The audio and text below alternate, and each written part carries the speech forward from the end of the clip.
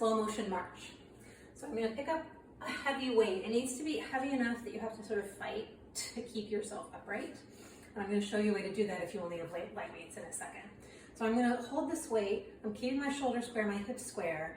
I'm gonna shift my weight to one foot, pull the other leg up. I'm moving very slow. The impulse here is gonna be to go fast, because of course it is, but don't, right? Keep it nice and slow.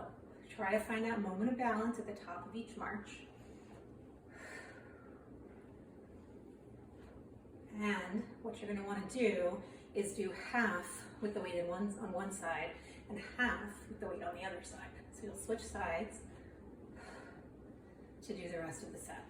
Or you can divide the sets up and do one all on the right and the next one all on the left, all right?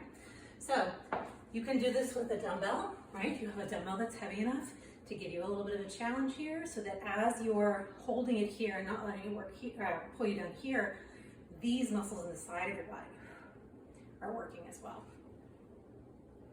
So if you don't have a heavy weight, you're gonna find a sturdy backpack, right? Something really solid, and pile a couple weights in there. Make sure it's really sturdy. You don't want to use like a reusable shopping bag for this because the straps might break.